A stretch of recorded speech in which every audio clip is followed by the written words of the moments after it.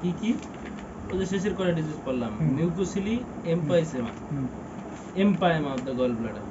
ঠিক আছে, তাহলে মিউকোসিলি কি, হাইড্রপস, ওই যে যেটা কইলাম মিউকাস জমা হবে, কি গল ব্লাডার ইজ ডিস্টেন্ডেড, বড় হবে ক্লিয়ার ওয়াটার মিউসিনাস সিক্রেশন। বুঝা গেছে কিসের জন্য, ওই যে সিস্টিক ডাক্ট, এই যে গল ব্লাডার দিয়ে যে সিস্টিক ডাক্ট দিয়ে যে কমন বাইল ডাক্টে যাবে, এই ডাক্টে যদি অবস্ট্রাকশন হয়ে যায় তাহলে এইটার মধ্যে মিউসিনাসই বড় হয়ে যাবে, এইটারই বলা হয় মিউকোসিল। ঠিক আছে, অবস্ট্রাকশন হবে কিসের মাধ্যমে, স্টোন দ্বারা অথবা নিউপ্লাজম দ্বারা। ঠিক আছে, তারপরে এটা ক্লিনিক্যাল ফিচার কি, ইউজুয়ালি অ্যাসিম্পটোমেটিক। ঠিক আছে, আর কি যদি হয় তাহলে অ্যাবডোমিনাল ডিসকমফোর্ট, নাউসিয়া আর লাম্পের মতো লাগবে, এই তো এই তিনটা কথা কইলেই হবে। ইনভেস্টিগেশন কি করব, আলট্রাসোনোগ্রাম অফ দ্য হেপাটোবিলিয়ারি, শেষ একটাই। ট্রিটমেন্ট কি, কোলেসিস্টেক্টমি। কমপ্লিকেশন কি, এম্পাইমা হয়ে যেতে পারে পরবর্তীতে, এই মিউসিনাসটা এটা ঠিক হয়ে পাস ফর্মেশন হবে।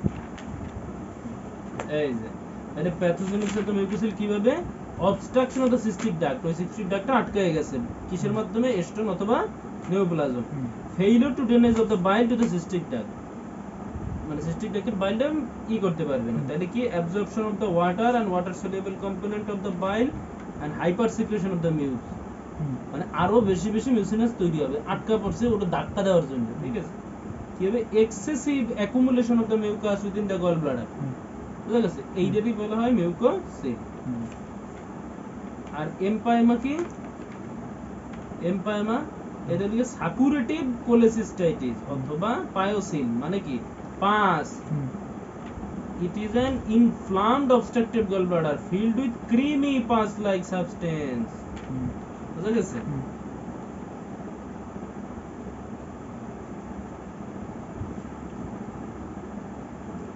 তাহলে এম্পাইমা এই জায়গায় কি পাবো, হিস্ট্রি অফ কোলেলিথিয়াসিস, স্টোনের একটা থাকতে পারে।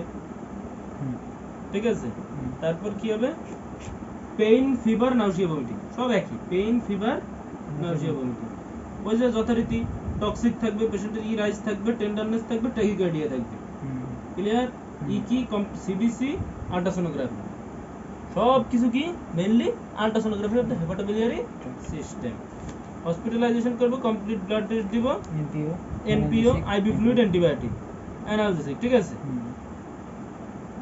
আর কি করব, আফটার কনজারভেটিভ ট্রিটমেন্ট, তারপর কি করব, কোলেসিস্টেক্টমি।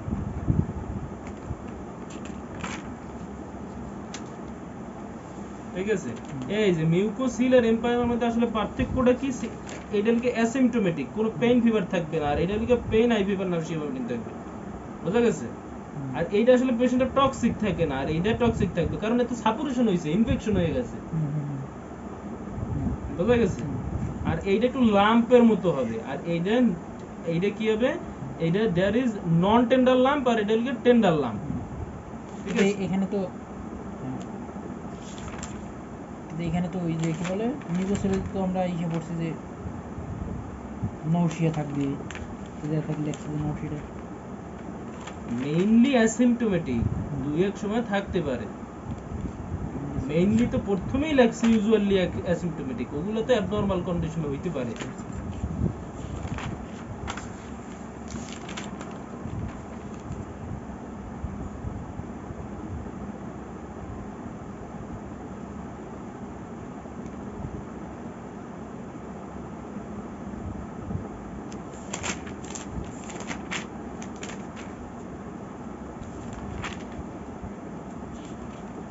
এরপর হলো গল স্টোন।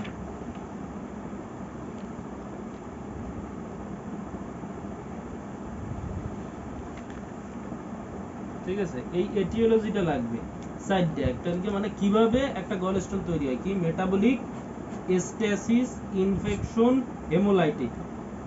মেটাবলিক কি, cholesterol bile, cholesterol increase in bile, বাইরে যদি কোলেস্টেরল বেড়ে যায়, কিসে, যদি এইজ বাড়ে, ওবেসিটি হয়, হাই কোলেস্টেরল ডায়েট খায়, ঠিক আছে, এইসবের ক্ষেত্রে কোলেস্টেরল বেড়ে যেতে পারে বাইরে, তখন কি হইতে পারে। আর এই যে গল স্টোনের ক্ষেত্রে একটা জিনিস মনে রাখতে হবে, এই এদের ওদিকে বেশি হয় 5F, fat fertile ফ্ল্যাটুলেন্স female of 50, হুম, মানে এদের কোলেসিস্টেটিস সবচেয়ে বেশি হয়। হুম। এটা স্যারের খুব প্রিয় একটা জিনিস, স্যার মানে ইগল স্যার ইকবাল স্যার।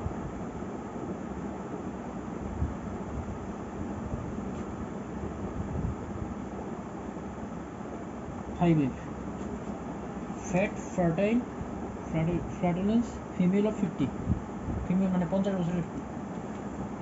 50 বছরের ঊর্ধ্বে, হুম, তারপর এদিকে যদি মোটা হয়, ফ্যাটি হয়, তারপর এদিকে ফিমেল পেশেন্ট হয়, এদের কোলেসিস্টেটিস বেশি হয়, কোলিলিথিয়াসিস, gallstone. Hmm, hmm.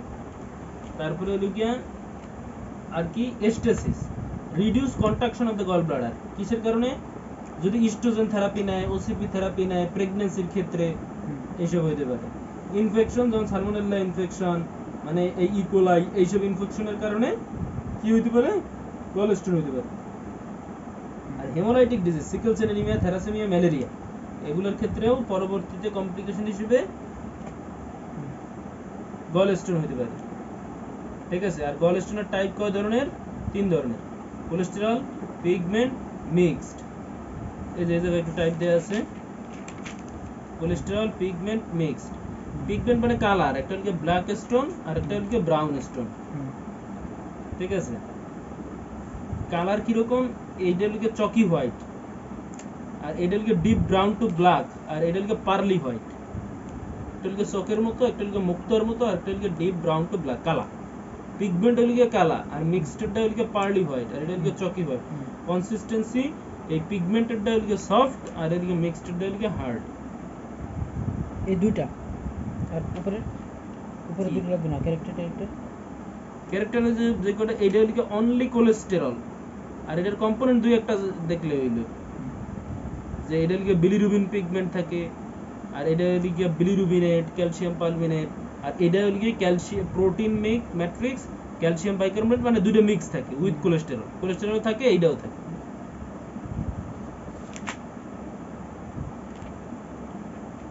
Effects of the gall bladder, complication কি কি হয়? গল স্টোন হইলে কমপ্লিকেশন কি কি হয়? কি হতে পারে? একটা হচ্ছে গল ব্লাডারে, গল ব্লাডারে কি হবে? Biliary colic, acute cholecystitis, chronic cholecystitis, empyema, mucocele, যে কটা পড়ে আইছে এই পর্যন্ত। ঠিক আছে।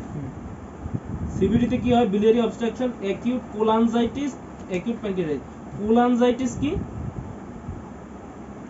কোলানজাইটিস, প্যানক্রিয়াটিস, কমন বাইল ডাক্টে যদি ইনফ্লামেশন হয়, বাইল ডাক্টে যদি ইনফ্লামেশন হয়, তাহলে ওইটারে বলা হয় বাইল ডাক্টের একটা নাম হলো কোলানজিওল, এটারে বলা হয় কোলানজাইটিস।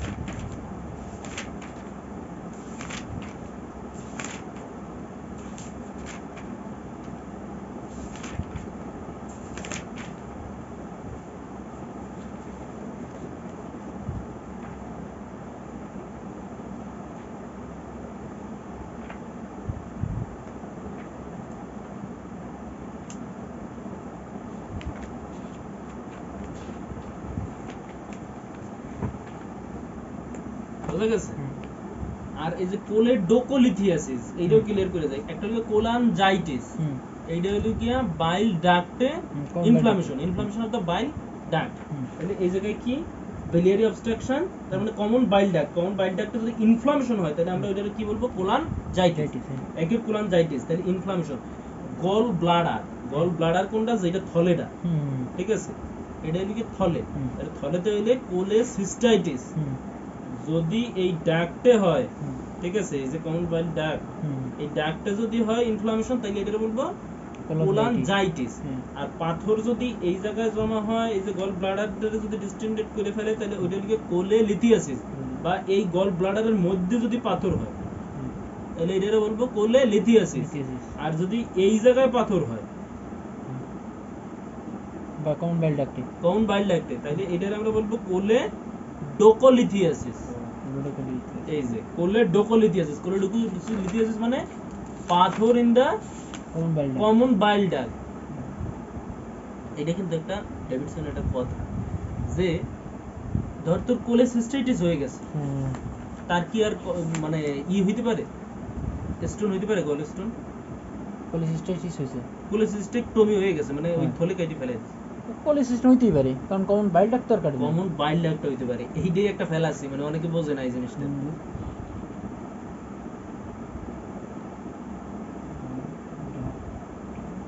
ঠিক আছে, এই কোলেডোকোলিথিয়াসিস এইটার একটা ক্লিনিক্যাল ট্রায়াড আছে, জন্ডিস হবে, ফিভার হবে, পেইন হবে, এই তিনটারে বলা হয় সার্কো ট্রায়াড। এই তিনটা প্রেজেন্ট মানেই এটা কোলেডোকোলিথিয়াসিস। আর ভিতর ভিতরে তো পড়া লাগবে না, কোলেডোকোলিথিয়াসিস এটাই বুঝিয়ে দিলাম।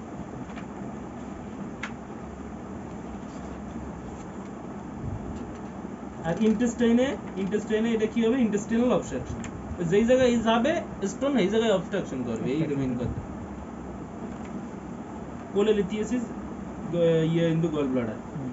তাহলে এ কি কি করে ক্লিনিক্যাল ফিচার, ওই যে অ্যাকিউট কোলেসিস্টাইটিস, এটা ক্রনিক কোলেসিস্টাইটিস, মিউকোসিলি, এমপাইমা, এই সবগুলোরই তো মূল লিগিয়া স্টোন।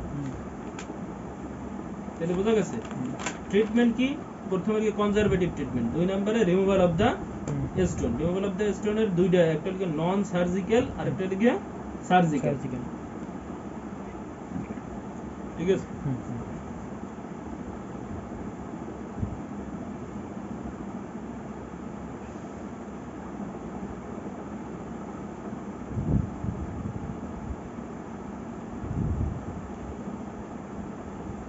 এই জায়গায় এক্সট্রা কর্পোরিয়াল শকওয়েভ লিথোট্রিপসি দেওয়া যায়, নন সার্জিক্যাল, মানে এটা একটা ওই সার্জিক্যাল মানে রেডিয়েশন দিয়ে করা যায়, এটা সব জায়গায় দেওয়া যায়, কিডনির, ইউরেটারের যেসব পাথর, যে জায়গায় পাথর হয় এগুলো দিয়ে এক্সট্রা কর্পোরিয়াল শকওয়েভ লিথোট্রিপসি করা যায়। আর ওপেন সার্জারি কি, ওপেন কোলেসিস্টেক্টমি অথবা ল্যাপকল, মানে ল্যাপারোস্কোপি কোলেসিস্টেক্টমি। ওপেন ওটা কই ওপেন, এই যে ফ্র্যাগমেন্টেশন বা এই যে ইডব্লিউএসএল, তোর শুধু নন সার্জিক্যাল আর সার্জিক্যাল, সার্জিক্যালের মধ্যে ওপেন কোলেসিস্টেক্টমি, ল্যাপারোস্কোপিক কোলেসিস্টেক্টমি। আর এই যে common cause of palpable gall bladder, মানে গল ব্লাডার কখন পালপেবল হবে, মানে হাতে পাওয়া যাবে, কখন এটা বড় হবে, কি কি, একটা হলো মিউকোসিল, এমপাইমা, আর হলো গিয়া কার্সিনোমা। মিউকোসিলে কোনো পেইন থাকবে না, ফিভার থাকবে না, এইটা পেইন থাকবে, ফিভার থাকবে, আর এই জায়গায় নন টেন্ডার একটা লাম্প থাকবে। ঠিক আছে, আর মূলত ওইটার কনস্টিটিউশনাল ফিচার কি, এনিমিয়া, ওয়েট লস, ক্যাকেক্সিয়া, ম্যালাইজ, এই কার্সিনোমা। ঠিক আছে, এগুলো তো আগেই কইছি। শুধুমাত্র টক্সিক হবে কোনটা, এমপাইমা, আর এগুলো টক্সিক হবে না। দুইটাই, এইটাই শুধুমাত্র টেন্ডার লাম্প হবে, দুইটাই নন টেন্ডার লাম্প হবে। বুঝা গেছে?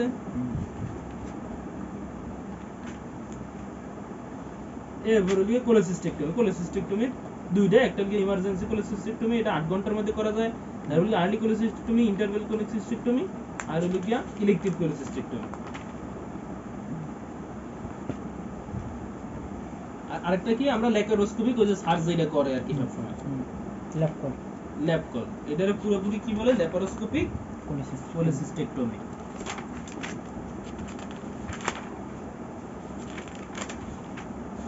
ঠিক আছে, এরপর হচ্ছে এই জন্ডিস, এটা ডেভিডসনের একটা বড় জিনিস। ঠিক আছে, তাহলে আমরা কি পড়বো, জন্ডিস কি, এটা মোটামুটি পড়ে নিবি কি, yellowish discolouration of the skin of the mucous membrane. Jaundice হলো নরমাল, ওইদিকে 0.3 থেকে 1, যদি 3 এর উপরে যায়, 1 থেকে 3 পর্যন্ত এটারে বলে ল্যাটেন্ট।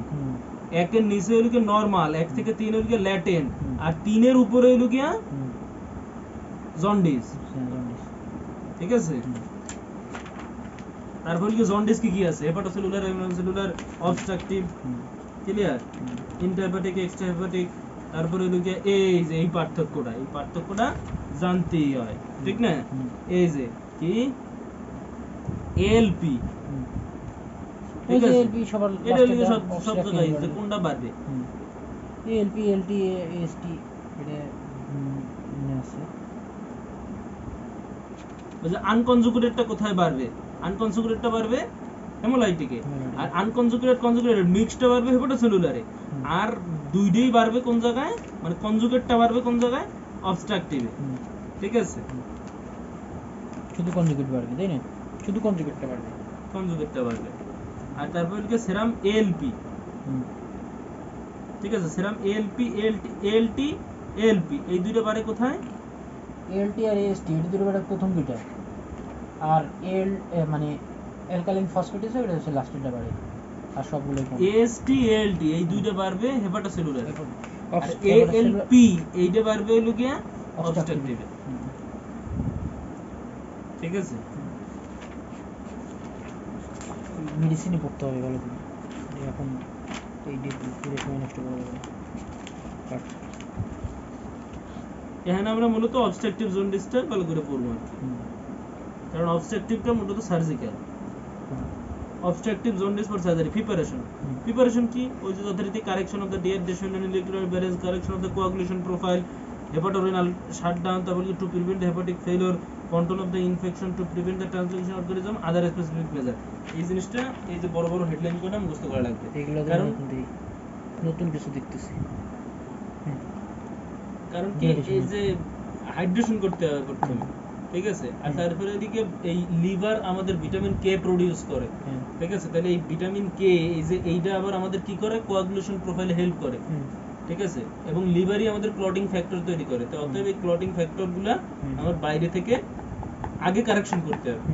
তারপরে ওদিকে হেপাটোরেনাল শাটডাউন হয়ে যেতে পারে যদি মানে ই ক্লিয়ার না হয়, ঠিক আছে, ইউরিন আউটপুট যদি কমে যায় তাহলে কি হয়? হেপাটোরেনাল শাটডাউন হয়ে যেতে পারে। প্রপার হাইড্রেশন যদি না হয় তখন অলিগিউরিয়া হবে, অলিগিউরিয়া বলে রেনাল শাটডাউন হয়ে যাবে। তাহলে লিভারের জন্য যে রেনাল শাটডাউন হয় এটার বলা হয় হেপাটোরেনাল শাটডাউন। ঠিক আছে, আর হেপাটিক ফেলিওর মানে হেপাটোটক্সিক ড্রাগস, এগুলো হেপাটোটক্সিক, এগুলা করতে হবে। আর ইনফেকশন করার জন্য কি দিতে হবে? থার্ড জেনারেশন সেফালোস্পোরিন মানে অ্যান্টিবায়োটিক দিতে হবে।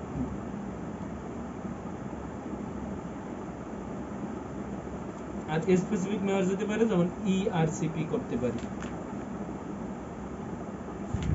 বুঝা গেল? এটা একটা প্রিপারেশন।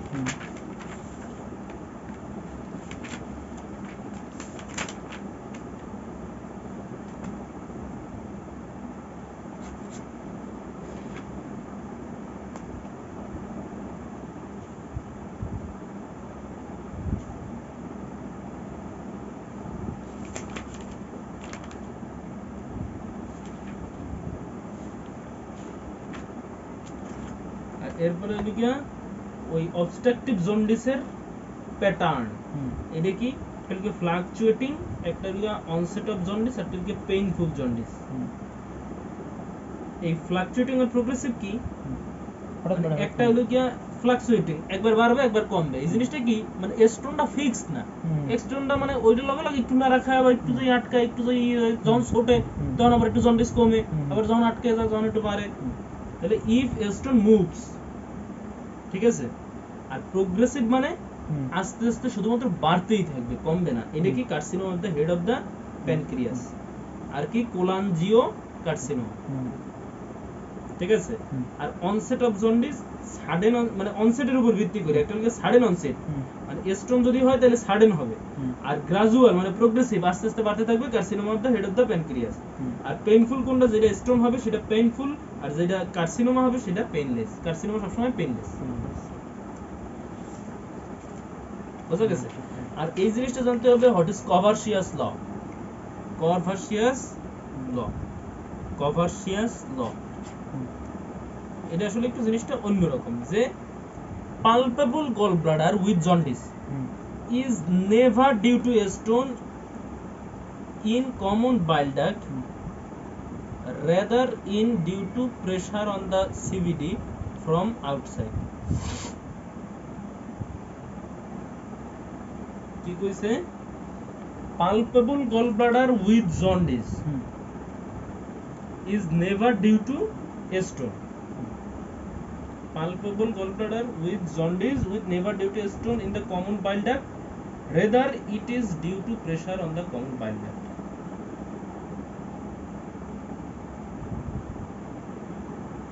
মানে আমরা গল ব্লাডারটা মানে পালপেবল কখন পাবো? এই গল ব্লাডার আমি হাতে পাবো, পালপেবল গল ব্লাডার বড় হইলে, এবং এইটার সাথে সাথে জন্ডিসও থাকবে। এই জিনিসটা আসলে স্টোনের জন্য হবে না, ঠিক আছে? মানে কিন্তু এটা একটা মতামত, এটা একজনের ল, এইটার মধ্যে ভুল আছে, কিন্তু এটা একটা আবিষ্কার করে গেছে জন ডাল্টনের মতো, কথা বুঝিস নাই? এইটার সীমাবদ্ধতা আছে, কিন্তু এটা একটা ল, এই লটা জানতে হয়। স্টোনের জন্য মানে palpable gall bladder with jaundice পাওয়া যাবে না। এইটা পাওয়া যাবে কিসের জন্য? Carcinoma of the head of the প্যানক্রিয়াসের জন্য। মানে এইটার ভিতরের জন্য, মানে এই যে গল ব্লাডারের মধ্যে যদি কোনো স্টোন থাকে, এইটার জন্য গল ব্লাডার বড় প্লাস জন্ডিস হবে না। হবে কিসের জন্য? বাইরে থেকে যদি কোনো কিছু চাপ দেয়। মানে এই জিনিসটা এই জায়গায় যে carcinoma of the head of the pancreas, মানে কি জানিস? এইটা কি প্যানক্রিয়াসের হেড, আর এইটা কি বডি, নেক, টেইল, ঠিক আছে? এই জায়গায় যদি কার্সিনোমা হয়, তাহলে এই প্যানক্রিয়াস এই জায়গায় চাপ দেবে, চাপ দেবে, এই কমন বাইল ডাক্টটা কি হবে? অবস্ট্রাক্টেড হয়ে যাবে।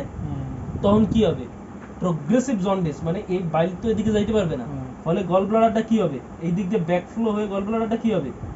বড় হবে, এটা ডিস্টেন্ডেড গল ব্লাডার হইলো এবং জন্ডিস হইলো, ঠিক আছে? এইটা কিসের জন্য হইলো? Carcinoma of the head of the প্যানক্রিয়াসের জন্য।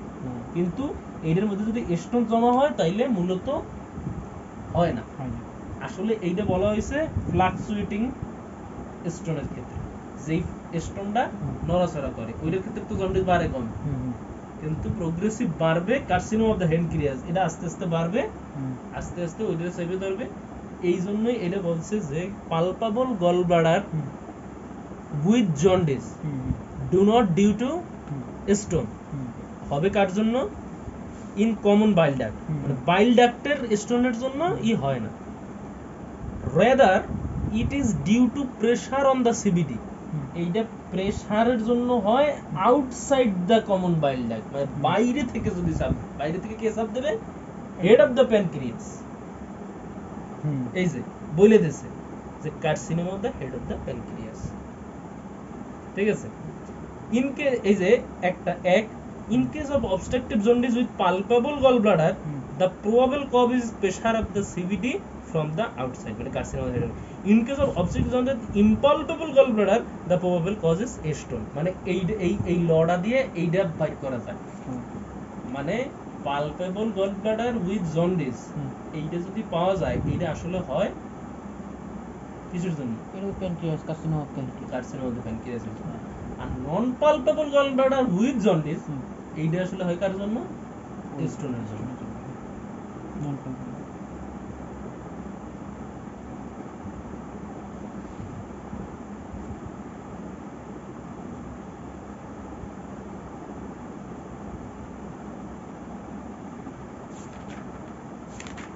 সুন্দর জিনিস কথা বলছে।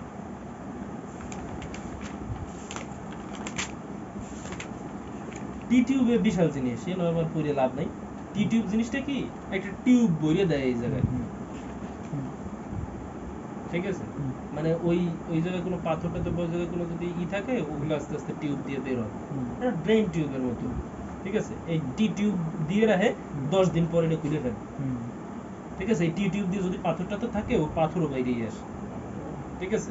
তো তাহলে এটা কি করে? এটার এই নাম কটা কই দিয়ে যে কি কয়েকটা মেজারমেন্ট আর কি, যে expectation of the collection, observation করি, প্রোগ্রেশন অক্লুশন করি, ডিউরিং ক্ল্যাম্পিং করি, তারপরে observation of the bile flow, এই কটা কয়ে শেষে আমরা অ্যান্টিবায়োটিক অ্যানালজেসিক দেই, আর ওইদিকে টি টিউবটা রিমুভ করি 9 থেকে 10 দিনে।